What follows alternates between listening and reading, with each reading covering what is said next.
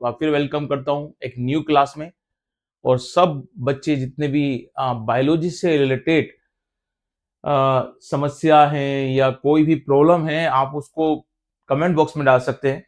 और आज हम वही काम कर रहे हैं कि भाई फिजिक्स, केमिस्ट्री और बायोलॉजी में जो हम नेट की प्रिपरेशन करते हैं, तो हम सब जानते हैं कि 50% वेटेज हमारी बायो का होता है। और 50% वेटेज में हमारी जो प्रिपरेशन है वो कैसी होना चाहिए, उसमें कुछ कमियां हैं तो हम उनको अभी दूर कर सकते हैं। लास्ट मंथ हमारा चल रहा है, तो कहना बड़ा आसान है कि यार जो होता है 90 क्वेश्चन बायो के आएंगे और मैं 90 के 90 कर दूंगा और मेरे अच्छे से अच्छे मार्क्स आ जाएंगे। अच्छी बात है कि अगर आप ऐसे मार्क्स गेन कर लेते हो, है ना, और आप ये सोच रखते हो तो बहुत अच्छी बात है। अपनी जो कॉन्फिडेंस है उसे बनाए रखिए। उसी कॉन्फिडेंस को मैं और बूस्ट करने के लिए आप लोगों के साथ इस क्लास को शेयर कर रहा हूं। और इस क्लास के जैसे थंबनेल में आपको मालूम हो गया है कि लास्ट मंथ का प्लान जो है वो क्या होना चाहिए बायोलॉजी को लेकर, उसी बात को लेकर हम आपसे डिस्कस कर रहे हैं।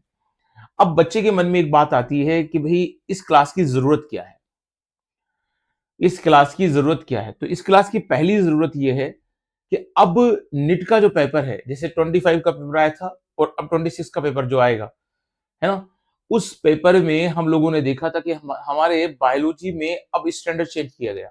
क्योंकि बिफोर लास्ट ईयर जब बच्चों के जैसे मार्क्स आ रहे थे 720 में से 720, तब तक तो सब ठीक था। लेकिन अब पेपर का स्टैंडर्ड बन चुका है और पेपर का स्टैंडर्ड बनने के बाद हम लोगों को किन किन चीजों का ध्यान रखना चाहिए, हम बिल्कुल शुरुआत जीरो से करेंगे। थोड़ा सा अगर क्लास लंबी हो जाए तो कोई प्रॉब्लम नहीं है, आप आराम से देखिएगा। तो हम लोग ये बात कर रहे हैं बड़े स्टेप बाय स्टेप। इस क्लास में हम लोग उन पॉइंट्स को शेयर करेंगे जो आपके बायो में 90 क्वेश्चंस में से 90 क्वेश्चन को सोल्व करने में हेल्प करेंगे। मैं तो यही उम्मीद करता हूं। लेकिन जैसे पेपर का स्टैंडर्ड आपका है आजकल, अगर आप 80 क्वेश्चन भी सही कर लेते हैं कट पिट कर, तो आप बहुत बेस्ट पोजीशन पे हैं, क्योंकि जिस पेपर को स्टैंडर्ड दे रहा है उस तरह से। जैसे लास्ट ईयर हुआ था, कुछ बच्चे 75 कुछ 70 तक ही पहुंच पाए थे। जो अच्छे पढ़ने वाले बच्चे हैं, है ना, स्टूडेंट्स हैं हमारे, वो भी ये बोल रहे थे कि सर यहीं तक पहुंच पा रहे थे। कई बड़ी बड़ी जो कोचिंग में जो रिपीटर हैं उनको भी दिक्कतें आई थी कि वो पेपर को पूरा अटेंड नहीं कर पाए थे। और केमिस्ट्री फिजिक्स में, उस बायो के चक्कर में केमिस्ट्री फिजिक्स में भी गड़बड़ी हो गई थी। तो आज की क्लास की पहली रिक्वायरमेंट ये है कि हमारे बायो का पेपर जिस तरह से भी आए उसको हम कैसे अटेंड करेंगे और किन चीजों का हम पढ़ने के दौरान ध्यान रखेंगे इस लास्ट मंथ में। एक तो इस पॉइंट को डिस्कस करना है। दूसरा पॉइंट हमारा ये है, जैसे हमने थंबनेल में शो किया है, कि 3rd मार्च को हमारा एग्जाम है। और जो हमारे मार्क्स का मामला है कि हम कोशिश करेंगे कि प्लस 340 मार्क्स तो हम लोगों के आए। ठीक है, 340 मार्क्स आए तो इतना तो हम लाएं। अगर 360 ले आते हैं तो बहुत अच्छी बात है, लेकिन अब पेपर का जो स्टैंडर्ड है उसमें प्लस 340 सोचना बहुत अच्छी बात है। अगर आप इसके नियरेस्ट पहुंच जाते हैं तो बहुत अच्छी पोजीशन है। ठीक है, जब माहौल था 720 का तब तो 360 आ रहे थे, लेकिन अब इसी उम्मीद की जाती है कि ये मार्क्स कुछ गिने चुने बच्चों के मिल सकते हैं। उसमें आप देखने वाले बच्चे भी हों, तो मेरी तो यही ख्वाहिश है कि आप 360 तक पहुंचे। लेकिन अब हम एक ग्राउंड पे लेकर बात करेंगे और थोड़ा सा हम फालतू बातें ना करके, अजम्पशन ना करके, एक ग्राउंड लेवल पे हम 340 लिखे हैं। चलिए आगे की बात करते हैं। दूसरी बात ये कि अब किन किन पॉइंट्स को ध्यान देना होगा, हम जीरो से चलेंगे और उन पॉइंट को डिस्कस करेंगे जो बहुत जरूरी है। और वही बात जो हमारी एनसीईआरटी के लिए बहुत जरूरी है कि दोनों बुक्स हमारी जो है बायो की, ठीक है, इन दोनों बुक्स को हम बहुत अच्छी तरह से तैयार करके जाएंगे, है ना। किन किन चीजों पर हमें इनकी एनसीईआरटी की लाइन टू लाइन स्टडी करनी है, किन चीजों पर हमें एनसीईआरटी को थोड़ा सा अवॉइड करके कंसेप्चुअल चलना है, उन सब बातों को हम लोग बहुत ध्यान से करेंगे और बहुत ध्यान से पढ़ेंगे। ठीक है, अब मैं वन बाई वन पहले मैं इसमें जो पॉइंट्स हैं उनको डिस्कस कर लेता हूँ। फिर उसके बाद मैं आप लोगों से इन बुक्स का भी एक शेयर करूंगा कि भाई इनमें किन किन चीजों का ध्यान रखना है। थोड़ा सा हम ध्यान रखते हुए आगे बढ़ेंगे। क्लास को सोचेंगे एक से टाइम पर बाइंड अप कर दें, लेकिन पॉइंट्स को सब अपन लोग स्पेशली आराम से देखेंगे कि किन किन पॉइंट्स पर ध्यान रखना है, ताकि हमारा जो टारगेट है, जो थंबनेल है, ये वास्तविकता की तरफ जाए, हमारे ट्रू जो हमारी जो मेहनत है उसकी तरफ जाए, ना कि एक टाइम पास काम हो जाए। चलिए मुद्दे की बात पर आते हैं। और सबसे पहले हम लोग फटाफट देखते हैं कि हम लोगों में इसमें किन किन पॉइंट्स को ध्यान रखना है। मैं जीरो से शुरुआत करूंगा, लेकिन थोड़ी फास्ट फास्ट करूंगा ताकि जो इंपोर्टेंट पॉइंट्स है वो निकल जाए। ये हर बच्चा जानता है क्लास का। जो नहीं जानता है, मान लीजिए बिल्कुल ऐसा बच्चा है जो क्लास में बैठा हुआ है और वो बायो को इस उम्मीद से देख रहा है कि हाँ मुझे बायो में क्या करना है, मैं उसके लिए भी तैयार हूँ। पार्ट अपने जो होंगे वो 2 पार्ट्स होंगे, बॉटनी और जूलॉजी। ऐसे पेपर में क्लियर नहीं होगा कि ये बॉटनी का पार्ट है, ये जूलॉजी का पार्ट है।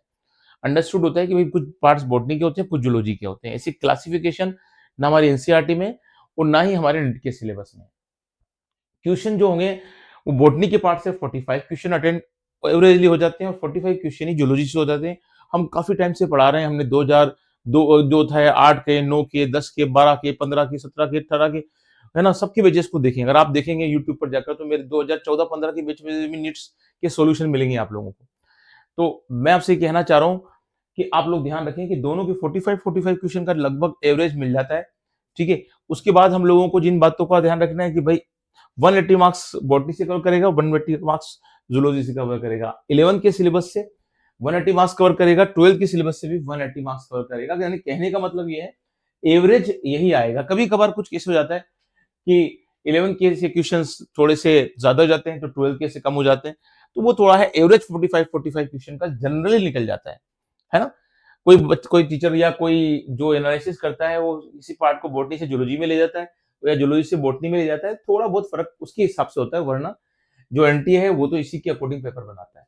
तो सिलेबस की बात भी हम करेंगे। तो ये तो एक फास्ट हम रिव्यू कर लिए इसका, ये सब बच्चों को मालूम हो जाए कि क्या आना है। अब आपको ये देखिए बायोलॉजी प्लान हमारा क्या होना चाहिए, इसके लिए हमने ये जो वीडियो लेक्चर आपको प्रोवाइड करा है। सबसे पहली बात जो हमको ध्यान देनी है, क्लियर, कि हमारी यूनिट्स है 10 है, ये तो हम सब जानते हैं। इन यूनिट 10 में कुछ यूनिट्स जिसको मैं आपके सामने लिख रहा हूं। पहली यूनिट जो आप लोग देखिए जो 11 के सिलेबस से है, हमारी थर्ड यूनिट सेल बायो, ये इजी है, इसमें बच्चा आराम से तैयारी कर लेता है और सेल बायो में इतनी ज्यादा परेशानी भी नहीं आती। सेल डिवीजन वाला चैप्टर ऐसा जरूर है जिसमें थोड़ा सा ध्यान देना होता है कि सेल डिवीजन में कुछ क्वेश्चंस वो एनसीईआरटी की लाइन के अंदर से पूछ लेता है। तो अगर आप कंसेप्चुअल पढ़ते हैं तो सेल डिवीजन में और सेल साइकिल में कोई प्रॉब्लम आपको नहीं आएगी। और इस यूनिट में जो 3 चैप्टर हम लोगों के हैं सेल बायो में, है ना, उनमें हम लोग ध्यान देंगे। एक तो हमारा लोगों का कौन सा है, यूनिट ऑफ लाइफ सेल, बहुत सिंपल सा है। एक हम लोगों का कौन सा है, बायोमोलिक्यूल्स, जिसमें हमको आराम से याद हो जाएगा क्योंकि हम बायोकेमिस्ट्री पढ़ रहे हैं। तो केमिस्ट्री में बायोकेमिस्ट्री वाला पढ़ा है, इधर बायोमोलिक्यूल पढ़ा है, आराम से हमारा तैयार होता है, हमको मालूम होता है। और थर्ड पार्ट जो हमारा होता है क्लास 12 के सिलेबस से बायोलॉजी इन ह्यूमन वेलफेयर, इसमें 2 ही चैप्टर हैं हम लोगों के, ह्यूमन हेल्थ एंड डिजीज और एक है माइक्रोब्स इन ह्यूमन वेलफेयर। तो 2 चैप्टर हैं हम लोगों के और दोनों चैप्टर में इजी है। आप एक बार उनको रिवाइज करते हैं तो आराम से आपको हो जाएगा कि टाइफाइड डिजीज कौन सी है, मलेरिया कौन सा है, एमीबियासिस क्या है, एंटामीबा स्टोलाइटिका से कौन सी डिजीज होती है, ऐसी चीजें। इकोलॉजी वाली यूनिट बिल्कुल सिंपल है, आप लोगों को उसको एनसीईआरटी पर लाइन टू लाइन ध्यान देंगे। मैंने आपको क्या कहा है, इजी है, 1 to 8 के साथ आपको ये याद हो जाती है और कुछ आप चार्ट वगैरह बना लेंगे तो वो भी इससे भी आपको तैयार होगी। तो पहली बात आप ये ध्यान रखें कि जब आप पढ़ रहे हैं सिलेबस को तो ये दिमाग में रख के चलिए कि ये इजी पार्ट है, इन यूनिट्स को एक साथ रिवाइज कर लीजिए। एक साथ रिवाइज करने से क्या होगा, आपका माइंड सेट साइकोलॉजिकली ऐसा सेट हो जाएगा कि आपको ये यूनिट्स इसी तरह से याद रह जाएंगी और आपके दिमाग में हो जाएगा क्लियर है ये, ठीक है। अब चलते हैं दूसरे हम इसके पोर्शन पे जिसको हमने मॉडरेट कहा है। और मॉडरेट के साथ इसलिए कहा गया है क्योंकि ये कंसेप्चुअल है, ये हार्ड पोर्शन देखो कुछ होता नहीं, ये माइंड की ही एक वर्ड है। ज्यादातर मैं इसके खिलाफ हूँ लेकिन जनरली बच्चे इसको यूज करते हैं तो मैंने भी बोर्ड पर इसको यूज कर लिया है, वरना मैं पहले सोच रहा था कि इसकी जगह कोई दूसरा वर्ड लिख दूं मैं। तो मॉडरेट क्या है, हार्ड और इजी के बीच का है और मॉडरेट हमेशा कंसेप्चुअल होता है। अगर आप कंसेप्चुअल है तो मॉडरेट पोर्शन को बड़े आराम से डील कर लेंगे। जो हमारे 10 यूनिट्स हैं उनमें से second unit, fourth unit, fifth unit और सिक्स यूनिट बच्चों के अकॉर्डिंग, देखो मैंने अपने अकॉर्डिंग कुछ भी नहीं किया है, मैं तो बच्चों को इतने साल से पढ़ा रहा हूँ, प्लस 25 ईयर का हमारा एक्सपीरियंस है, उसी के बेस पर मैं आपके सामने डाल रहा हूँ कि भाई कौन कौन से बच्चे कहाँ कहाँ पर रखते हैं और कैसे एनटीए बच्चों को कहाँ उलझाता है, उसी के अकॉर्डिंग मैंने कंसेप्चुअल पार्ट है ये। स्ट्रक्चर ऑर्गेनाइजेशन में होता क्या है कि मॉर्फोलॉजी ऑफ फ्लोरिंग प्लांट होती है, प्लांट और एनिमल की, अनाटोमी ऑफ फ्लोरिंग प्लांट है और structure organisation of in animals है। तो इन सब यूनिट्स में अगर आप कंसेप्चुअल हैं तो बड़ी आसानी से आपको ये यूनिट याद रहती है। आपको जाइलम फ्लोएम किस तरह से होता है, कौन कंपेनियन सेल्स होती है, सी ट्यूब्स का होती है, किसमें क्या होता है ना। सेकेंडरी ग्रोथ वाला पोर्शन हट चुका है लेकिन काफी चीजों को आपको ध्यान देना होता है। बाकी मैं सिलेबस के पॉइंट ऑफ व्यू से बाद में बात करूंगा। अनाटोमी ऑफ फ्लोरिंग प्लांट भी आपके लिए बड़ा इंपॉर्टेंट है। मॉर्फोलॉजी में आपके लिए बड़ा इंपॉर्टेंट है कि भाई प्लांट में रूट स्टेम लीफ जो क्या होती है वो किस तरह से होती है, फ्लावर क्या होता है, फ्लावर फैमिलीज क्या है, वो सब के फ्लावर फार्मूले क्या है, बड़े ध्यान से पढ़ना होता है। तो इससे ये कंसेप्चुअल पार्ट है, इसको अगर आपने कंसेप्चुअल समझ लिया तो बार बार रिविजन की कोई जरूरत नहीं है, ओनली एग्जाम्पल जो है उनको आपको रिवाइज करना है। प्लांट फिजियोलॉजी अपने आप में कंसेप्चुअल है, बड़ी इजी गोइंग में याद हो जाती है और बार बार पढ़ने की जरूरत नहीं होती क्योंकि कंसेप्चुअल है। और चैप्टर्स भी काफी कम कर दिए गए हैं पहले के कंपैरिजन में। ह्यूमन फिजियोलॉजी में आप जानते हैं कि काफी चैप्टर है हमारे ह्यूमन फिजियोलॉजी में, है ना? ब्रेथिंग और एक्सचेंज का है, बॉडी फ्लूइड्स और सर्कुलेशन का है, एक्सक्रीटरी प्रोडक्ट का है, लोकोमोशन मूवमेंट का है, न्यूरल कंट्रोल एंड कोऑर्डिनेशन का है, और केमिकल कोऑर्डिनेशन एंड इंटीग्रेशन का है। ये चैप्टर जो है डाइजेशन वाला चैप्टर हम लोगों के हट चुका है। तो आप मेरी बात समझ रहे हैं, ये सारा पोर्शन कंसेप्चुअल है। आप मेडिकल लाइन में भी इसी को पढ़ेंगे, जब आप एमबीबीएस में जाएंगे तो फर्स्ट ईयर भी आपको सारे चैप्टर आ जाएंगे। अब क्लास 12 के सिलेबस में रिप्रोडक्शन ऐसा है जो भी कंसेप्चुअल है। एक तो हम लोगों के ह्यूमन रिप्रोडक्शन है, एक फ्लोरिंग प्लांट में रिप्रोडक्शन है, और एक आपके रिप्रोडक्टिव हेल्थ है। हर चीज उसमें रिप्रोडक्टिव हेल्थ पे कुछ चीजें याद करनी है आपको, वरना ये सारी चीजें कंसेप्चुअल है कि क्या प्लांट्स में, प्लांट जो होते हैं उनमें रिप्रोडक्शन कैसे होता है, ठीक है? माइक्रोस्पोरेंजियम क्या होता है, माइक्रोस्पोर क्या होता है, माइक्रोस्पोरोजेनेसिस क्या होता है, गेमेटोजेनेसिस क्या होता है ना? मैक्रोस्पोरोजेनेसिस क्या होता है, ओविल क्या होता है, माइक्रोस्पोर होता है या माइक्रोस्पोरेंजिया होता है। तो ऐसी कई कंसेप्चुअल चीजें अगर आपने एक बार समझ के पढ़ा है तो आपको ये हिलाएंगी नहीं, ठीक है? अब आते हैं हार्ट के पोर्शन में। हार्ट के पोर्शन में मैंने दो चीजों को अगर आप ध्यान दे रहे हैं, कंसेप्ट प्लस आरएमआर। आरएमआर का मीन सब समझते ही हैं, हमारी कोटा लैंग्वेज में यूज करते हैं इसको, रट्टा मारो रट्टा। तो कंसेप्ट और आरएमआर का मिक्सअप है, इसलिए मैंने इसको थोड़ा हार्ड लिखा है। इसका मतलब दिमाग में कहीं मत रखना साइकोलॉजिकली कि सर ये कहना चाह रहे हैं कि ये थोड़ा याद नहीं होगा, दिक्कत आएगी। यहाँ मार्क्स जा सकते हैं हमारे, यहाँ मार्क्स जा सकते हैं। क्यों जा सकते हैं? क्योंकि देखो भाई, पहले तो डाइवर्सिटी यूनिट है जो क्लास 11 के कवर कर रही है टैक्सोनॉमी के पोर्शन से। और टैक्सोनॉमी की पोर्शन में सबसे पहला जो चैप्टर है कौन सा, इसकी हम बात करें तो द लिविंग वर्ल्ड। ये थोड़ा सा आसानी में जाता है, लेकिन बायोलॉजिकल क्लासिफिकेशन ये भी इतना परेशान नहीं करता। प्लांट किंगडम और एनिमल किंगडम में बच्चे को याद काफी करना होता है, जहां आरएमआर होती है। हर फाइलम के या हर फैमिली जिससे उसके साथ दे रखा है, उनके एग्जाम्पल्स को बच्चों को याद करना होता है। अब वहां बच्चे गड़बड़ी कर जाते हैं। मैं टीचर के अकॉर्डिंग नहीं बता रहा हूँ, स्टूडेंट के अकॉर्डिंग। और वहां पर भी जब पेपर हमारा आएगा तो वहीं ये क्या करेगा कि जहां से लैंग्वेज उलझाएगा, और लैंग्वेज उलझाने में मुझे चांस लगता है कि बच्चा यहाँ गड़बड़ी कर सकता है। तो मैं आपको कहना चाहता हूँ कि ये अलार्मिंग सिग्नल है कि इसको बड़े ध्यान से पढ़ें, और किसी कोचिंग की शीट में जो मॉड्यूल दे रखे हैं, जहां ये बहुत फैला रखा है, वहां से बिल्कुल ना पढ़े, है ना? वहां से बिल्कुल नहीं पढ़े। आपने जो क्लासरूम नोट्स बनाए हैं, जो आपने कोचिंग की क्लासरूम में पढ़ा है, ठीक है, और कंसेप्ट जो पढ़ा है, उन कंसेप्ट को लेके जाएं, और जहां जहां आपको नेम आ रहे हैं, एग्जांपल्स आ रहे हैं, उनको साथ साथ रट्टा मारते चलें। उनके चार्ट बना लें, टेबल्स बना लें, वहीं की वहीं याद कर लें। जैसे आप लोग क्या करेंगे, बायोलॉजी ह्यूमन वेलफेयर में क्या करेंगे, माइक्रोब्स आएंगे आपके, डिजीज के लिए माइक्रोब्स आएंगे, उन सबका एक चार्ट बनाएंगे। आपको ये हर चीज मालूम होना कि टाइफाइड, साल्मोनेला टाइफी से होता है ना? एमेबेसिस एंटोमेबेस्टोलाइटिका से होता है, ठीक है?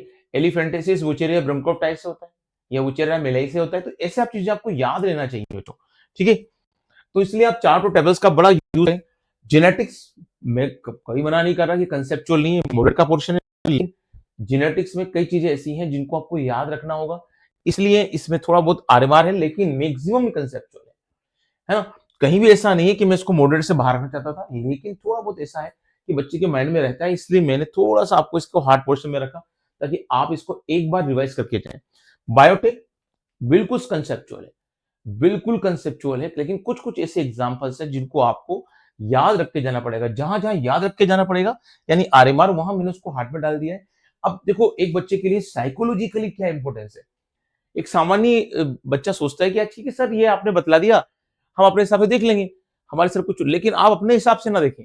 मैं आपको वापस वार्न कर रहा हूं, आप जब रिवीजन कर रहे हैं तो रिवीजन इसी पैटर्न पे करें। आपको पक्का फायदा मिलेगा जब आप एग्जाम देने जाएंगे। आपने पढ़ाई पूरी कर ली है या आप एंड की तरफ चल रहे हैं, मेरे ख्याल से तो पढ़ाई पूरी हो चुकी है, आपका सिलेबस कवर हो चुका है। लेकिन जब आप रिवीजन कर रहे हैं तो इस तरह से रिवीजन कीजिए आप, है ना? अभी आगे एक को स्लाइड आएगी, वहां भी हम बात करेंगे। रिवीजन इस पैटर्न पे करें आप लोग। इस पैटर्न पे रिवीजन करने से क्या होगा, आपका माइंड सेट होगा कि इन चैप्टर्स पर ध्यान देना है कि भैया ये आसान है, इनमें कुछ नाम है, कुछ मैं एक दो बार में रीडिंग में कर लूंगा। एक मैथ वाला बच्चा कर लेता है, इनमें पूरा कंसेप्चुअल। एक बार कंसेप्ट क्लियर हो गई, मुझे कोई दिक्कत नहीं आएगी। जेनेटिक्स और बायोटेक भी पूरी कंसेप्चुअल है, लेकिन उसमें कुछ चीजों को याद रखना होता है, इसलिए मैंने उसमें हार्ड वाले क्वेश्चन में डाला है। और डाइवर्सिटी मेरे अकॉर्डिंग नहीं, मेरे बच्चों के अकॉर्डिंग है। जो बच्चे मुझे जवाब देते हैं, जो पेपर के बाहर गलतियां कर आते हैं, अकॉर्डिंग ही है। तो मेरी बात ध्यान रखिएगा, इस तरह से आप 10 यूनिट को डिवाइड कीजिएगा 3 पोर्शन में, और रिवीजन इसी तरह से कीजिएगा। ये फास्ट रिवीजन में हो जाएगा। इसमें थोड़ा सा आपका कंसेप्चुअल है तो थोड़ा सा दिमाग लगेगा, लेकिन एक बार पढ़ लिया तो इतना रिवीजन की जरूरत नहीं पड़ेगी। सेम हार्ड पोर्शन पे वहां इतना रिवीजन नहीं होगा, लेकिन रट्टा मारो के लिए आपको चार्ट्स बनाने पड़ेंगे। आप लोगों को शॉर्ट नोट्स रखना पड़ेंगे, ताकि आप इजी गोइंग में यूनिट पर अपना काम कर सके। मेरी बात समझ में आ गई होगी। अगर कोई डाउट हो तो आप कमेंट बॉक्स पे लिख सकते हैं बच्चों। अगली बात आती है कि अब आप 3 चीज़ों की तरह से पढ़ाई करते हैं, आपका सिलेबस आपने डिसाइड कर लिया है।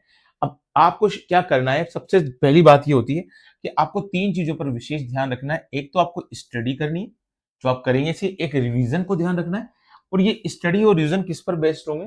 हमारे शॉर्ट नोट्स पर बेस्ड होंगे। आपके पास इतनी शॉर्ट नोट्स होना चाहिए अपने बनाए, कोई कोचिंग वगैरह के फ्लैश कार्ड नहीं होना चाहिए। और कई कोचिंग क्या करती है, लास्ट में जो पहले देना चाहिए वो लास्ट में देती है, रिवीजन शीट देती है ना? उस रिवीजन शीट में पूरा मैटर जो होता है हैंडबुक के नाम से देती हूँ और शॉर्ट नोट्स होते हैं उनमें, ठीक है? तो वो शॉर्ट नोट्स काम आ जाते हैं, अगर वो शॉर्ट नोट्स पहले हों, है ना? तो और बढ़िया रहता है वो। बच्चा शुरू से ही उनका ध्यान रखता है, लेकिन ये जनरली बाद में देते हैं ये लोग, इनकी प्लानिंग ही अलग चलती है। तो आप लोग देखिए, सबसे पहले आपको करना क्या है? सबसे पहले आपको, अगर स्टडी के पैटर्न पे देख रहे हैं, तो स्टडी के पैटर्न पे आप लोग बात को समझिएगा। एनसीईआरटी, डायग्राम और आरएमआर 3 पर आपका स्टडी पैटर्न बेस्ड होना चाहिए। जैसा कि अभी मैंने कहा था, बायोलॉजी में ये कहा जाता है कि एनसीईआरटी की लाइन टू लाइन स्टडी करनी है, लेकिन एक तो 3rd यूनिट की करनी है ना? जहाँ सेल बायोलॉजी आ रही है। एक 8th यूनिट की करनी है, ठीक है ना? 8th यूनिट हम लोगों की कहाँ पर चल जाती है? 8th यूनिट हम लोगों के अगर हम देखें तो 5th यूनिट तो हम लोगों के कहाँ है? 11th की बात हो गई। उसके बाद 6th यूनिट हम लोगों की रिप्रोडक्शन की है। 7 यूनिट हम लोगों के किसकी? जेनेटिक्स की है। और 8th यूनिट ह्यूमन हेल्थ और डिजीज की है। उसकी मैं लाइन टू लाइन बोल रहा हूँ। 10 यूनिट जो आप जानते हैं इकोलॉजी एनवायरनमेंट की, उसको स्पेशली ध्यान रखना है ना? उसकी भी लाइन टू लाइन स्टडी करना है। इकोलॉजी एनवायरनमेंट में बिल्कुल लाइन टू लाइन आएगा। तो एनसीईआरटी लाइन टू लाइन पढ़नी है, सब में जरूरी नहीं है, लेकिन इन चैप्टर में तो बहुत ज्यादा जरूरी है। इन यूनिट्स में, फर्स्ट यूनिट में बहुत जरूरी है, जहां पर आप लोगों को क्या क्या बात की जाएगी? डाइवर्सिटी की बात की जाएगी, टैक्सोनॉमी की बात की जा रही है, वहां भी लाइन टू लाइन स्टडी बहुत जरूरी है। और एक 6 यूनिट है ना? अपन समझ रहे हैं कि 6 यूनिट किससे रिलेटेड है? रिप्रोडक्शन से रिलेटेड है। तो वहां पर भी लाइन टू लाइन स्टडी करनी है। ये बहुत जरूरी है बच्चों, कि आपके दिमाग में पिक्चर बिल्कुल क्लियर है। इसके बाद भी आपको लगता है कि मुझे कुछ और ध्यान लाइन टू लाइन पढ़ना है, तो आप पढ़ सकते हैं, लेकिन इनमें तो आपके लिए मस्ट है।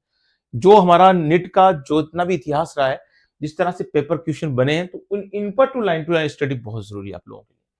अब डायग्राम कहते हैं, पहले हम जब पढ़ते थे बच्चों से बोला जाता था कि यार डायग्राम बना लो तो बायोलॉजी कवर हो जाती है। डायग्राम बना लो तो बायोलॉजी कवर हो जाती है। जो लोग बेचारे मासूम टीचर्स होते थे, वो ऐसी फालतू बेवकूफ बना देते थे। ये चीज हर तरह अप्लाई नहीं होती कि डायग्राम बना लिया तो बायोलॉजी कंप्लीट हो जाती है। ये कुछ लोगों को गलत फहमी सिखा दी गई थी, लेकिन इन चैप्टर्स में ये चीज लागू हो जाएगी कि फिजियोलॉजी जो है आपकी, है ना? स्पेशली ह्यूमन फिजियोलॉजी, वहाँ डायग्राम में आप बहुत कुछ सीख जाते हैं। तो जो आपने डायग्राम बनाया होगा वहीं आपको, जो हम पढ़ाने का पैटर्न मेरा होता है, उस डायग्राम के साथ ही मैं काफ़ी चीज़ें वहाँ लिख देता हूँ। और जनरली जितने भी हमारे बच्चे होते हैं, वो डायग्राम से बहुत सारे आस-पास सब चीज़ें लिख देते हैं, ताकि उनको डायग्राम देखते ही पूरी की पूरी उनके सामने रेस्पिरेशन, है ना, सर्कुलेशन, ठीक है, एक्सक्रीशन वाली पूरी कहानी वहीं की वहीं क्लियर हो जाए। तो ये डायग्राम बड़ा काम आता है डिजीज वाले चैप्टर में भी, जहाँ जैसे पर्टिकुलर देखिएगा आप, मलेरिया है, कैंसर है, एचआईवी है, एचआईवी स्पेशली, तो वहाँ डायग्राम का बड़ा रोल है ना? तो आईजी से क्वेश्चन आते हैं, आईजी वाला पार्ट है वो बहुत ही खास है। सेल बायो में डायग्राम की बड़ी इंपॉर्टेंस है, कि इतने डायग्राम तो आपकी बुक ने यूज नहीं किए, लेकिन माइटोकॉन्ड्रिया, गाल्जी बॉडी, है ना, क्लोरोप्लास्ट, ग्रेना कौन होता है, ग्रेनम कौन होता है, स्ट्रोमा कहाँ होता है ना? तो वो सब आप लोगों को ध्यान रखना चाहिए, क्वांटासोम कहाँ होते हैं। तो वो सब चीजें आपको याद रहती है, डायग्राम से काफी हेल्प मिलेगी। तो ये चीजें आपकी डायग्राम बेस्ड है, और यहाँ डायग्राम से आपको सब कुछ क्लियर होना चाहिए। कुछ चीज में कमियां हैं तो अभी दूर कर लीजिए उसको, क्योंकि अभी आपके पास टाइम है, तो उन कमियों को आप आराम से दूर कर सकते हैं। चलिए, अगले पोर्शन पे हम आते हैं। तो अगला पोर्शन हमारा क्या है? आरएमआर का। रट्टा मारो रट्टा के लिए हमें बस चार्ट होना चाहिए, है ना? हमारी शॉर्ट नोट्स होना चाहिए, हमारे रूम में चार्ट लगे होना चाहिए, जो आपने शुरू से लगाए होंगे। स्पेशली आपकी जो 3rd यूनिट है ना, 3rd यूनिट में आपके पास ये चार्ट होना चाहिए, ठीक है? आपकी जो 8 यूनिट है, उसके लिए भी आप चार्ट होना चाहिए, जिसकी मैं बात कर चुका हूँ, ह्यूमन हेल्थ डिजीज की। इकोलॉजी वाले 10 यूनिट के जो जो इंपॉर्टेंट बातें हैं, बिंदु हैं, पॉइंट्स हैं, उनको आपने लिख के रखें, और उनको बस देखते रहें। जब भी आप कुछ भी काम कर रहे हैं या खाना भी खा रहे हैं, तो देखते रहें। जैसे खाना खा रहे हैं, कुछ देखना नहीं चाहिए, लेकिन फिर भी अगर आप देखने की आदत है, तो इन चार्ट और टेबल्स को देखते रहें, क्योंकि इनमें क्या होता है, डिजीज है, माइक्रोब्स हैं वगैरह है। इकोलॉजी में काफी पोर्शन ऐसा है, डाइवर्सिटी है ना? और जो चैप्टर है आप लोगों के पॉपुलेशन वाला है वो है, ठीक है? कोई काफी बायोलॉजिकल इंटरेक्शन के एग्जांपल है कि कहाँ पर सिम्बायोसिस किसमें होता है, म्यूचुअलिज्म किसमें होता है ना? तो वो चीजों को भी आप, कमेंसलिज्म किसमें होता है, तो उन चीजों के लिए वो हेल्प करेगा।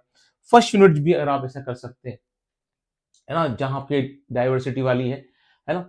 उसमें भी आप लोग क्या हो सकते हैं कि जो एनिमल जो क्लासिफिकेशन है, एनिलिडा, आर्थ्रोपोडा, मोलस्का, उनके एग्जांपल्स, उनके कॉमन नेम, वो सब आप लोगों के लिए चार्ट काम करेगा और इसको बार-बार देखना बहुत ज़रूरी है कि कौन-कौन से एग्जांपल्स हैं इनके, ठीक है ना? तो प्लांट क्लासिफिकेशन में कौन-कौन आते हैं, एनिमल क्लासिफिकेशन में कौन आते हैं, टेरिडोफाइट्स कौन से हैं, ब्रायोफाइट्स कौन से हैं, जिम्नोस्पर्म कौन से हैं, कौन-सी क्लास का कौन-सा एग्जांपल है, कौन से हेटेरोस्पेलस दी कौन होमोस्पोरस है, तो हेटेरोस्पोरस, होमोस्पोरस कौन से टेरिडोफाइट्स हैं, जिम्नोस्पर्म किस तरह से होते हैं, वो एग्जांपल्स के लिए आपके पास ये आरएमआर होना चाहिए, रट्टा मारो रट्टा के लिए चार्ट होना चाहिए, टेबुलेशन होना चाहिए। तो उससे आपको ये कॉन्फिडेंस आ जाएगा कि यार मैंने रट्टा मारो रट्टा वाले क्वेश्चन भी तैयार कर रखे हैं, जिससे एग्जाम में आपको ज़्यादा सोचने में टाइम नहीं लगेगा और जैसे आप पेपर देखेंगे आपका दिमाग स्ट्राइक करेगा, उस रट्टा मारो रट्टा के लिए चारों टेबल्स जो आपने तैयार कर रखे थे, वो चारों टेबल आपकी हेल्प कर देंगे। इसलिए मैं जो आपको बोल रहा हूँ, देखो बहुत खास चीज़ें बोल रहा हूँ। कुछ बच्चे इस वीडियो को देखेंगे, कुछ स्किप करेंगे और कुछ सिंसियरली इसको आगे बढ़ेंगे। तो जो सिंसियरली वीडियो देखते हैं, मैं उन्हीं की बात कर रहा हूँ।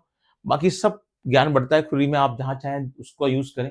जो बच्चे इसको देखेंगे, चाहे वो 10 देखें, 20 देखें, 200 देखें, 2000 देखें, 2 लाख देखें, मैं आपसे बस यही कहना चाहता हूँ कि अगर आप इसको देखेंगे तो आपको नेट 2026 में ज़रूर बेनिफिट होगा और जो आगे के एस्पायरेंट हैं, जो 2027 की सोच रहे हैं, 28 की बैचेस को तैयारी कर रहे हैं, वो भी वीडियो को देख रहे हैं, तो उनसे भी यही कहना चाहता हूँ कि आपका स्टडी प्लान इस तरह से ही करें, जिससे आपको इन फ्यूचर फायदा मिले, उसका प्रॉफिट मिले।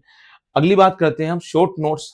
अक्सर कहा जाता है कि शॉर्ट नोट्स बनाएं और शॉर्ट नोट्स इस ऑर्डर में होना चाहिए कि कुछ यूनिट्स मेरे अकॉर्डिंग इजी हैं, बच्चों से जो मेरा फीडबैक मिलता है उसके अकॉर्डिंग है। जैसे थर्ड यूनिट है ना, इकोलॉजी आपकी सेल बायोलॉजी की, एक 8 यूनिट ह्यूमन हेल्थ डिजीज की, 10 यूनिट इकोलॉजी की इजी है। तो शॉर्ट नोट्स इनकी एक साथ बना के रखें जिससे याद हो। सेकंड यूनिट जो हम लोगों की है वो है ना, फोर्थ यूनिट, फिफ्थ यूनिट और सिक्स यूनिट, आपको मालूम है कौन सी यूनिट्स कौन सी है, ठीक है ना। सेकंड यूनिट हम लोगों की कौन सी है ना, मॉर्फोलॉजी एनाटॉमी प्लांट्स की है। फोर्थ यूनिट हम लोगों की कौन सी है, प्लांट फिजियोलॉजी की है। फिफ्थ यूनिट कौन सी है हमारी, एनिमल ह्यूमन फिजियोलॉजी की है। सिक्स यूनिट हम लोगों की कौन सी है, हम लोगों की रिप्रोडक्शन की। तो ये सब याद रहना चाहिए आप लोगों को। ऐसी फर्स्ट यूनिट जो है ना, डाइवर्सिटी वाली, वो थोड़ी सी हार्ड मानी जाती है, उसके शॉर्ट नोट्स होना चाहिए, ऐसे होना चाहिए और इसी ऑर्डर में होना चाहिए। 7 यूनिट आप देखते हैं तो 7 यूनिट किसकी आती है, हमारी जेनेटिक्स की आती है, उसके शॉर्ट नोट्स आते हैं। 9th यूनिट जो हम लोगों की है और वो 9 यूनिट हम लोग बायोटेक्नोलॉजी से, ये हमारा ऐसा पोर्शन, इनकी तैयारी इसी ऑर्डर में होना चाहिए और शॉर्ट नोट्स भी इसी ऑर्डर में बनना चाहिए। मैं आपको फिर इस ऑर्डर में अगर आप पढ़ेंगे तो आपको बहुत बेनिफिट होगा और मैं अपने बच्चों को इसी ऑर्डर में पढ़ाता हूँ जिससे बच्चों के लिए आसान रहता है, ठीक है, बायोलॉजी के क्वेश्चंस को करना। तो इस ऑर्डर में अगर आप शॉर्ट नोट्स रखते हैं, शॉर्ट नोट्स तो हर बच्चा बनाता है, लेकिन वो किस ऑर्डर में उसके दिमाग में होना चाहिए कि ये ईजी है, यहाँ आरएमआर ज्यादा है, यहाँ आरएमआर कम है, ये यहाँ पर क्या होता है कि हार्ड यूनिट्स है और ये यूनिट ज्यादा कंसंट्रेशन वाली है, तो उससे बच्चा अच्छी तैयारी करता है। तो मैं वापस आपसे बात कहना चाह रहा हूँ कि आप इस ऑर्डर में पढ़ेंगे तो अच्छा रहेगा। पहली बात, अब स्टडी प्लान इस तरह से करें, जो रिवीजन चल रहा है आपका एनसीईआरटी डायग्राम और आरएमआर बेस करें। रिवीजन हमेशा जब भी आप कर रहे हैं तो आप रिवीजन में इसी ऑर्डर में रिवीजन को ध्यान रखें। जब आप शॉर्ट नोट्स का रिवीजन कर रहे हैं तो भी आप शॉर्ट नोट का रिवीजन इसी ऑर्डर में करें। क्लियर? तो उससे आपका क्या होगा, फास्ट काम होगा।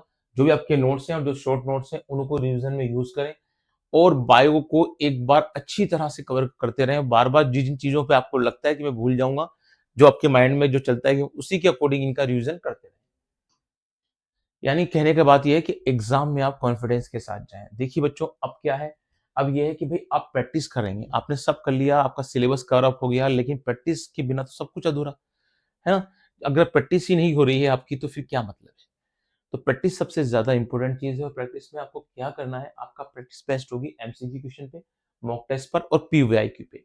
इन तीनों पर होता है ना?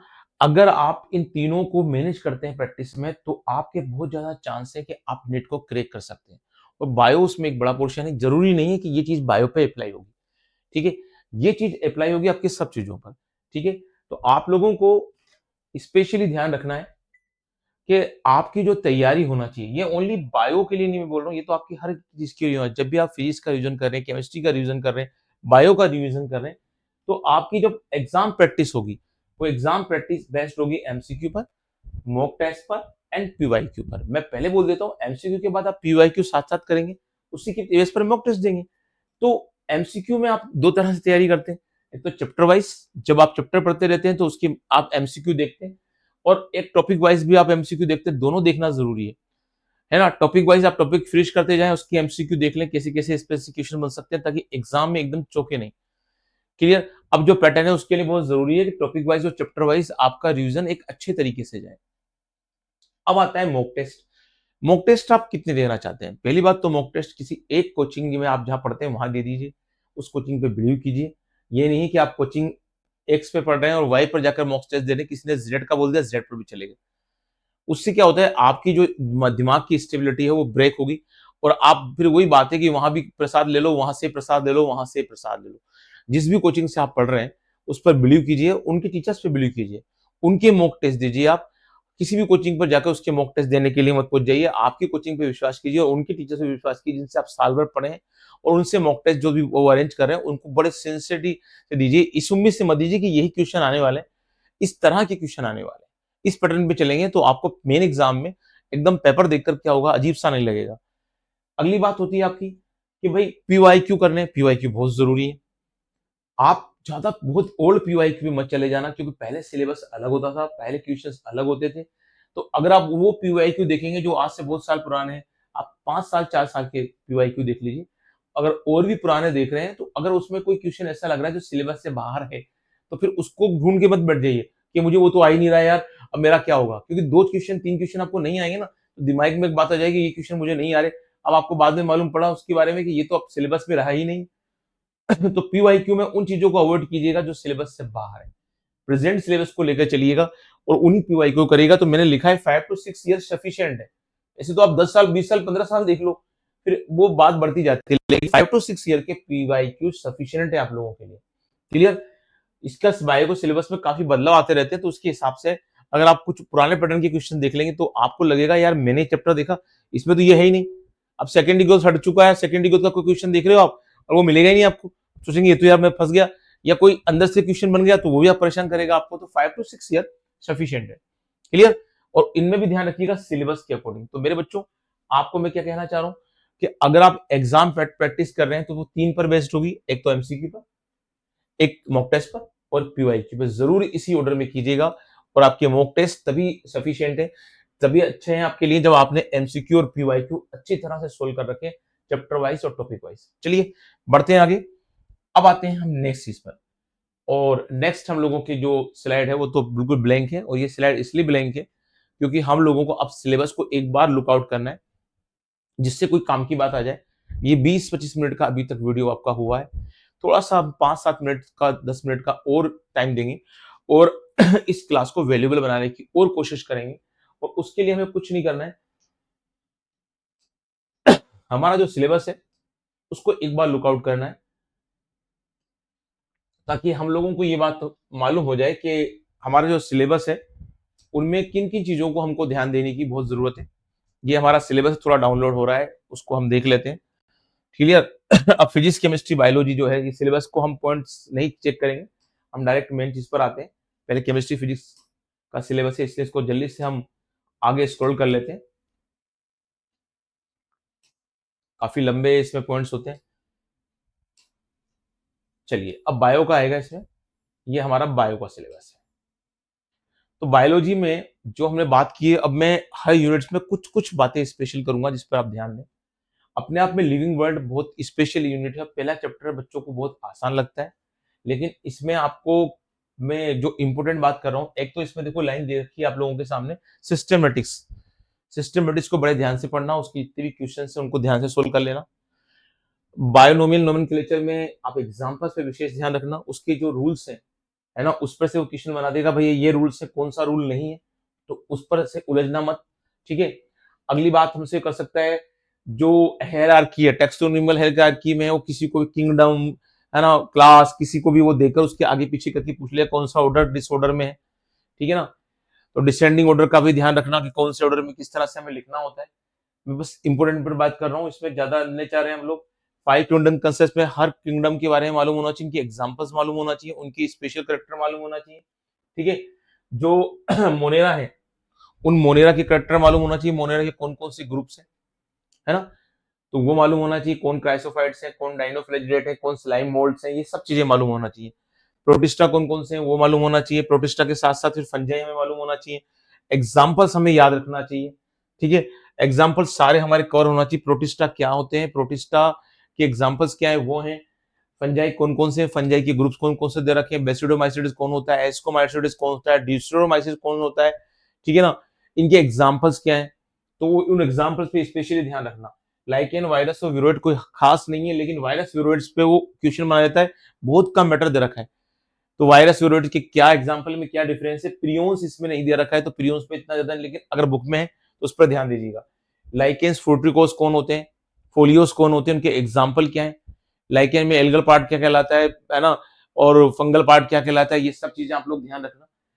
मैं मेन चीजों पर ध्यान दूंगा। टेरिडोफाइट्स के कैरेक्टरिस्टिक्स बिल्कुल टिस्ट पे होना चाहिए। कौन कौन से टेरिडोफाइट्स होते हैं ये मालूम होना चाहिए। सेम ब्रायोफाइट एल्गी के लिए लागू होता है, काफी एल्गी दे रखे है ना। एल्गी में कौन कौन से एल्गी, कौन कौन से एल्गी जो है क्लोरोफाइसी के, कौन से फियोफाइसी के, कौन से रोडोफाइसी के, उनके एग्जांपल्स क्या है स्पेशली ध्यान रखना। वो कैरेक्टर्स ध्यान रखना, कौन सा आइसोस्पोरस है, कौन सा हेटेरोस्पोरस है, ये सब चीजों का ध्यान रखिएगा एल्गी के बारे में, है ना, एग्जाम्पल के साथ। उनके कुछ के नाम दे रखिए, रोलिंग बोल एल्गी कौन सा है ना, एग्जाम्पल्स का स्पेशली ध्यान रखना, वो यही आपको परेशान करेगा इसमें। ब्रायोफाइट्स में सेम है, कैरेक्टरिस्टिक्स को लाइन टू लाइन स्टडी करना, और फिर ब्रायोफाइट्स के एग्जाम्पल्स का ध्यान रखना, ठीक है। डायग्राम को इतनी वेटेज दी नहीं है, इसलिए डायग्राम यहाँ पर है भी नहीं। टेरिडोफाइट्स में भी सेम है, एल्गी, ब्रायोफाइट, टेरिडोफाइट, जिम्नोस्पर्म में कैरेक्टरिस्टिक्स ध्यान रखना, एग्जाम्पल पे ध्यान रखना। ये दो चीजें अगर हमें ध्यान से पढ़ी तो कोई रोक नहीं सकता आपको। उसने ऐसा ही बोला है कि साइलेंट फिगर और डिस्टिंग्विशिंग फीचर्स ध्यान रखना, यानी वो आपको ऐसे क्वेश्चन दे सकता है जहां पर आपको ब्रायोफाइट, टेरिडोफाइट, जिम्नोस्पर्म, एंजियोस्पर्म के जो क्या होते हैं डिफरेंसेस हैं, जो इनमें एक दूसरे से जो डिफरेंसेस है, उनसे बेस्ट क्वेश्चन दे सकता है आपको, ठीक है, डिस्ट्रीब्यूट करवाकर। और एग्जाम्पल्स की बात कर रहा है, एग्जाम्पल तो अपने आप में बार बार रिवाइज कर रहा हूँ, इंपॉर्टेंट है। अगली बात करते हैं हम लोग किसकी, हमारे एक मोस्ट टेरिबल यूनिट जिसमें एनिमल किंगडम आता है, और ये बहुत बड़ी यूनिट होती थी। जब हम बीएससी वालों को इसको पढ़ाते थे तो बीएससी में इसके लिए एक बुक होती है कोडेट्स की, काफी बड़ी बुक चलती थी, और पहले इसमें भी काफी आते हैं। कोडेट अपने आप में बहुत बड़ी चीज है, तो कोडेट्स में आपको ध्यान रखना है, नॉन कोडेट और कोडेट दोनों बहुत बड़े सेपरेट पोर्शन है, लेकिन हमारी बुक में फिर भी अब जो नया सिलेबस है उसमें नॉन कोडेट और कोडेट काफी कम दे रखा है। आप हर फाइलम के कैरेक्टरिस्टिक्स बड़े ध्यान से, स्पेशल कैरेक्टरिस्टिक जो आपने बोल्ड कर रखे हैं, मार्क कर रखे हैं एनसीईआरटी के, है ना, वो उनके एग्जांपल्स, कॉमन नेम भी याद रखिएगा। बस मैं इतनी बात कहूंगा, सबके लिए के लिए वो लागू होता है, सबके कैरेक्टरिस्टिक्स, उसमें स्पेशल कैरेक्टरिस्टिक्स बोल्ड करके, दूसरी बात एग्जांपल्स और कॉमन नेम याद रखिएगा, ठीक है। भाई किसमें कैनाल सिस्टम है, किसमें बायोल्यूमिनेंसी है, ठीक है, किसमें आप लोगों को कोरल मिलने वाला है, किसमें पॉलिप और मेडुसा स्टेज मिलती है, ठीक है। कोरेट जो होते हैं उनके स्पेशल कैरेक्टरिस्टिक्स क्या होते हैं, तो वो चीजें आप लोगों को ध्यान रखना चाहिए, कौन सी स्पीशीज कॉन्टिक्यूटीज में आती है, कौन सी एस्टिक्यूटीज में आती है, तो ये चीजें आपको याद रहना चाहिए। स्ट्रक्चर ऑर्गेनाइजेशन में आप लोगों को रूट स्टेम लीफ में इतना ज्यादा नहीं ध्यान रखना है, बस वेनेशन वगैरह लीफ में दे रखा है, ठीक है ना, वो आपको ध्यान रखना चाहिए। रूट स्टेम लीफ आपको इतनी परेशान नहीं करेगी, बहुत सिंपल है।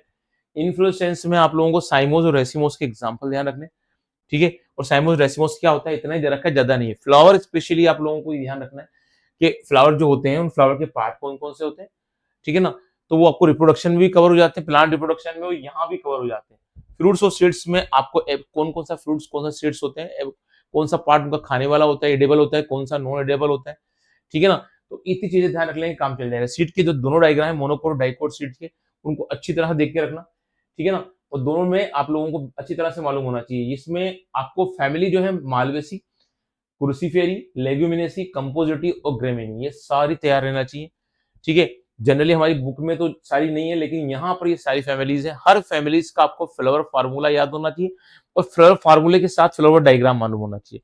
अब फ्लावर फार्मूले के बेस पर ही आप लिख सकते हैं कि कैलिस कैसा है, कोरोला कैसा है ना। तो मैं मेरे बच्चों को बताता हूँ कि भैया फार्मूला सबका लिख लो पहले तो, और फार्मूले के साथ क्या करो, उसका फार्मूले के साथ उनका फ्लावर डायग्राम को देख लो एक बार, और उसके बाद फार्मूले से ही सारी चीजें क्लियर हो जाती हैं कि इसमें उस फार्मूले में सब चीजें क्लियर हो जाती हैं कि फ्लावर कैसा है, ठीक है, कंप्लीट है, इनकम्प्लीट है, ठीक है, जो है मोनोसियस है, डाइसियस है, ठीक है। तो ये सारी चीजें उसमें मालूम पड़ जाती हैं। कैलिस कैसा है, करोला कौन सा है, कैसा है, पेरियंथ किस किस में है, पेरियंथ किस किस में नहीं है, एपिकैलिस किस में है, तो ये सब चीजें मालूम होती है। स्टेमन कैसा है, गाइनोशियम कैसा है, पेंटाकार्पल का मतलब क्या है, एपोकार्पस का मतलब क्या है, सिनकार्पस का मतलब क्या है, ठीक है ना। तो जो कार्पल होता है वो किस तरह से, गाइनोशियम कैसा है ना? तो वो चीजें, प्रेजेंटेशन कौन सा है ये आपको ध्यान रखना चाहिए, एस्टिवेशन कौन कौन से, एस्टिवेशन को स्पेशली ध्यान रखना, वहां से क्वेश्चन बनते हैं। तो अगर आप ऐसे पढ़ लोगे तो बहुत ज्यादा चांसेस है कि आपका इस यूनिट पे कमांड हो जाएगा। एनिमल टिश्यूज इतना नहीं है, ओनली फ्रॉग है ना? फ्रॉग के बारे में ज्यादा दे रखा है, तो फ्रॉग आराम से तैयार कर सकते हैं, इसमें कोई बड़ी दिक्कत नहीं आएगी आप लोगों को। फिर फ्रॉग में स्पेशली एक्सक्रेशन का ध्यान रखना, ठीक है ना, वो खास है। सेल स्ट्रक्चर फंक्शन अपने आप में इस सिंपल यूनिट है, आपको हर ऑर्गेनेल के बारे में स्ट्रक्चर मालूम होना चाहिए, उसकी फंक्शन मालूम होना चाहिए। स्ट्रक्चर फंक्शन पे बेस्ड है पूरी यूनिट सेल बायोलॉजी, है ना? सेल थ्योरी किस साइंटिस्ट ने दी, उन साइंटिस्ट के नाम, ठीक है ना? कुछ पर्टिकुलर वर्ड जो होता है कि pre existing cell new cell को बनाती है, किसने कहा, ऐसी कुछ चीजें। ये इंपॉर्टेंट यूनिट है, सिंपल यूनिट है ना? इसका लास्ट पोर्शन पे स्पेशली ध्यान रखना, क्रोमेटिन और न्यूक्लियोलस पे, ठीक है, इनके फंक्शंस। अब lipid, carbohydrate, nucleic acid, enzyme, इनको कैसे पढ़ेंगे आप प्रोटीन पढ़िए, प्रोटीन के साथ एंजाइम पढ़िए, अमीनो एसिड पढ़िए, पहले अमीनो एसिड पढ़िए, देन प्रोटीन पढ़िए, और देन आप लोगों को क्या करना है, एंजाइम पढ़ना, क्योंकि तीनों प्रोटीन पार्ट से रिलेटेड है। फिर आप लोग किसी को पढ़ सकते हो, फिर न्यूक्लिक एसिड पढ़ सकते हो, वो चल जाएगा, ठीक है ना? लिपिड्स पढ़ सकते हो, चल जाएगा, उसमें कोई दिक्कत नहीं है आप लोगों को। एंजाइम्स का स्पेशली ध्यान रखना, एंजाइम एक्शन कैसे होते हैं, की लॉग थ्योरी क्या होता है, इंड्यूस थ्योरी क्या है, इनहिबिशन कैसे होते हैं, उनका स्पेशली ध्यान रखना।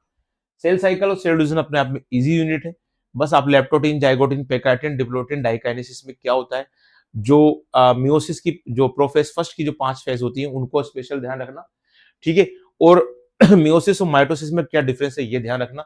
सेल साइकिल किस तरह से होती है, उसमें सेल डिवीजन में कितना टाइम लगता है, और इंटरफेज में कितना टाइम लगता है, ठीक है?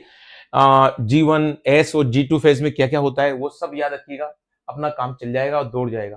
प्लांट फिजियोलॉजी में कुछ बताने की जरूरत नहीं है, कंसेप्चुअल यूनिट है, हर चीज आपको समझ में आना चाहिए, तभी अपन बात करेंगे, वरना वो कुछ भी नहीं, पूरी कंसेप्चुअल यूनिट है।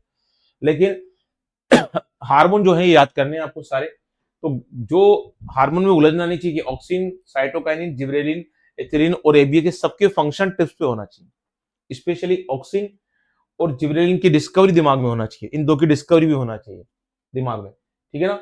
एक डिफरेंटेशन, डी डिफरेंटेशन और री डिफरेंटेशन पे आपको वो उलझा सकता है एग्जाम्पल देकर, तो वो उसको ब्लू पिक्चर क्लियर होना चाहिए कि क्या है। और ये मेडिकल लाइन की यूनिट है, ये तो सब बच्चों को तैयार होती ही है, इसके बिना तो हम क्या मेडिकल लाइन के बारे में सोचते हैं। तो ये तो आपका हर पोर्शन बहुत बढ़िया तैयार हो जाना चाहिए, और कंसेप्चुअल यूनिट है ह्यूमन हेल्थ, ह्यूमन फिजियोलॉजी वाली, तो इसको जितना बात करो उतना बेकार। इसमें सब कुछ बच्चों को, मेरे ख्याल से हर बच्चा इस पे बहुत ध्यान देता है, और उसका मेडिकल लाइन में इंटरेस्ट होता है तो वो अच्छी तैयार कराता है। इससे जो क्वेश्चन बने उनको किसी भी हालत में गलत ना करें। स्पेशली आप रेस्पिरेशन वाली यूनिट में, चैप्टर में, जो अलग अलग वॉल्यूम दे रखे हैं आप लोगों को, है ना, कि क्या कौन कौन सी चीजें क्या होती हैं उसका ध्यान रखें। FRV क्या होता है, ERV क्या होता है, IRV क्या होता है, रिजर्व वॉल्यूम क्या होता है, टाइडल वॉल्यूम क्या होता है ना, लंग कैपेसिटी क्या होती है, ये सब चीजों की आपको वैल्यू भी याद रखना चाहिए, टोटल वैल्यू, है ना, TLC वगैरह, और टोटल वैल्यू भी याद होना चाहिए, और इसके जो डाटाज हैं वो भी याद रहना चाहिए। बाकी तो मुझे नहीं लगता क्या होगा, पीएच वगैरह आपको याद रखते हैं, लेकिन आप इसमें एक ध्यान रखना, जैसे आपने वहां पर प्लांट हार्मोन को याद करना है, यहाँ पर आप लोगों को ये सारे हार्मोन क्लियर होना चाहिए, जो लास्ट यूनिट में दे रखे हैं आप लोगों को कौन कौन से। एक तो डिजीज कौन कौन सी है, hypothalamus, pituitary, pineal, thyroid, parathyroid, adrenal gland, pancreas, gonads, इन सब की मैकेनिज्म, और लास्ट कि भाई किस तरह से हार्मोन मैकेनिज्म होती है ना, वो हार्मोन मैकेनिज्म होना चाहिए। और ये डिजीज जो दे रखी है आप लोगों के सामने, dwarfism, acromegaly, cretinism, goitre, exophthalmic goitre, diabetes और एडिसन डिजीज, इनकी एक एक चीजें क्लियर होना चाहिए, ठीक है? यहाँ थोड़ा सा आप इसकी रट्टा मार रट्टा वाली से चार्ट बना सकते हैं आप, आरे मार के थोड़ी सी कवर कर सकते हैं। रिप्रोडक्शन में कुछ स्पेशली बोलना ही नहीं आपसे, पूरा कंसेप्चुअल है ना, इसकी बात में करना ही बेकार है, आप समझते हैं जैसे ह्यूमन फिजियोलॉजी वैसे यही है, ह्यूमन रिप्रोडक्शन भी सेम है। आप अच्छा डायग्राम बनाएंगे, अच्छे कंसेप्ट समझेंगे, दिक्कत नहीं आएगी। लेकिन रिप्रोडक्टिव हेल्थ में IVF, जिफ्ट, गिफ्ट के बारे में पिक्चर क्लियर होना चाहिए, MTP की सब कुछ क्लियर होना जाना चाहिए कि बुक में जो दे रखा है वो हर बात आपको समझ में आ रही है, ठीक है? जेनेटिक्स इवोल्यूशन, वही बात आ गई वापस जैसे ह्यूमन फिजियोलॉजी थी, अगर आप ढंग से पढ़ते हो तो कोई दिक्कत ही नहीं है। तो इसमें पूरे के पूरे जितनी भी एक एक चीजें हैं वो सारी आपको कंसेप्चुअल याद होना चाहिए। अगर कंसेप्चुअल याद है तो फिर तो आप नेट के लिए तैयार हो, कंसेप्चुअल याद नहीं है तो फिर नेट के लिए आपकी तैयारी अच्छी नहीं है। इवोल्यूशन में हम आ जाते हैं, तो इवोल्यूशन वाली यूनिट में क्या ध्यान रखना है आपको, इवोल्यूशन वाली यूनिट में थोड़ा सा अरे मारे, थोड़ा सा समझने वाला चीज है। तो आप लोगों को ह्यूमन इवोल्यूशन का पूरा प्रोसेस, कौन-कौन सी ह्यूमन इवोल्यूशन हुआ था, किसकी लंग कितने ब्रेन कैपेसिटी होती है, किसने कब हथियार को चलाना चालू किया, किसने आग का डिस्कवरी की, ये सब चीज़ें क्लियर होना चाहिए। ठीक है ना? तो जो-जो बुक में दे रखा है वो सारा आपको क्लियर होना चाहिए। और ये यूनिट कैसी है, ये यूनिट कांसेप्चुअल तो है ही सही, ये यूनिट याद करने वाली भी है। जो आप लोगों के जियोलॉजिकल टाइम स्केल बन रहे हैं, वो दोनों जियोलॉजिकल टाइम स्केल आपको पूरा टिप्स पे याद होना चाहिए कि कौन से पीरियड में कौन आया और किस तरह से आए। ठीक है ना? तो बस इतना इस पे स्पेशली ध्यान देना, ये थोड़ा-सा आपके मार्क्स खा सकती है, तो इस यूनिट इवोल्यूशन का ध्यान रखना। बायोलॉजी ह्यूमन फिर मैं पहले बोल चुका हूँ, हर डिजीज़ का एक पूरा चार्ट घर पे होना चाहिए और हर डिजीज़, उसके सिम्पटम्स और उस पे कोई स्पेशली, जैसे विडाल टेस्ट किस पे करना है, टाइफाइड पे मालूम होना चाहिए। कितना टाइम का पीरियड होता है, कॉमन कोल्ड में 5 से 7 दिन का होता है। ऐसी चीज़ों को आपको जो डाटाज़ होते हैं, वो थोड़ा-सा ध्यान रखना है। वो डिजीज़ का चार्ट आपके पास होना चाहिए। ठीक है? ड्रग अब्यूज़ और टोबैको वाला एडोलसेंस में जितने भी आप लोगों की दे रखी हैं, ड्रग्स दे रखी हैं, है ना? उनके आप लोगों को स्ट्रक्चर, उनके अफ़ीम वगैरह पेपर के डायग्राम, उन सब की पूरी नॉलेज ढंग से होना चाहिए और मैं जानता हूँ कि बच्चों को इस तरह की नॉलेज होती है। माइक्रोब्स में वही चार्ट बनाना है आपको, कौन-सा माइक्रोब्स कहाँ काम आता है, ठीक है? वो आपको टेस्ट पे याद रहेगा, तो आपको कोई भी रखने वाला नहीं है, कोई भी नहीं रोक सकता आपको इसमें। बायोटेक्नोलॉजी वापस ह्यूमन हेल्थ की तरह ही है, कांसेप्चुअल है। कहीं भी ऐसा चीज़ नहीं है जहाँ आपको कुछ याद करना हो, बस थोड़ी बहुत आर-एम-आर लगता है, जहाँ हम लोग बायोपायरेसी, पेटेंट की बात करते हैं, लेकिन मैक्सिमम कांसेप्चुअल यूनिट है, ठीक है? Ecology environment, line to line study वाली यूनिट है, आसान यूनिट है, ठीक है? इसमें स्पेशली मैक्सिमम डाटा जो आ जाते हैं, वो बुक्स की लाइन से पूछे जाते हैं। मैंने आपको इसलिए वहाँ पर भी कंसिडर कराया है, तो आप पैटर्न, कंपोनेंट्स, प्रोडक्टिविटी, जिसमें कुछ भी ऐसी नहीं है जिसको मैं आपको डिस्कस करूँ, है ना? बस आप ये ध्यान रखना, ऑर्गेनिज्म और एनवायरनमेंट में आपको ज़्यादा याद करना होगा, बनस्पत इकोसिस्टम और बायोडायवर्सिटी वाले में। तो ऑर्गेनिज्म एनवायरनमेंट के जितने भी डाटाज़ हैं, पैटर्न है ना? वो दोनों इक्वेशंस हैं, जो y equal to mx plus c वाली होती है हमारी, है ना? पॉपुलेशन ग्रोथ में वो यूनिट दे रखी है, तो उसका स्पेशली ध्यान रखना। तो बच्चों, इस तरह से मुझे उम्मीद है, क्या उम्मीद है कि आप लोग बड़े ध्यान से पढ़ेंगे और इस यूनिट को कवर कर लेंगे। अब हमारे बाइंड अप का टाइम आ गया है, तो हम इसको अब क्लास को बाइंड अप करेंगे। मैं वापस रिवाइज करूँ, ये तकरीबन 35 से 40 मिनट की क्लास है। आप हर चीज़ को बड़े ध्यान से देखें, अच्छी तरह से तैयारी करें। कोई भी आपका कन्फ्यूज़न है, तो कमेंट बॉक्स पे भी लिख सकते हैं, ठीक है? दूसरी बात, आप मेरे जहाँ पर आपको मैंने बोल रखा है इंस्टाग्राम है, वहाँ जाके मुझसे कोई कमेंट लिख सकते हैं। आपको जाकर टेलीग्राम चैनल पे वहाँ से मुझसे कॉन्टैक्ट कर सकते हैं, वहाँ कोई बात है तो वो मुझसे पूछ सकते हैं। कोशिश ये करें कि बायोलॉजी में आप इस पैटर्न पे तैयारी करें, इस पैटर्न पे रिवीजन करें, तो पूरे चांसेस रहेंगे कि अपने 340 प्लस मार्क्स ही आएँगे। और बायो में पेपर कैसे भी उलझाए, आप उनको नहीं उलझाना, इस तरह से पढ़कर जाएँगे तो मैक्सिमम चांस रहेंगे कि आपके अच्छे मार्क्स आएँ। तो अब क्लास को बाइंड अप करने का टाइम आ गया है, ठीक है? कल मिलेंगे कोई नई वीडियो के साथ, तब तक आप इस वीडियो को ध्यान से देखिए, जो-जो मैंने कहा है उन पॉइंट्स पे विशेष ध्यान रखिए।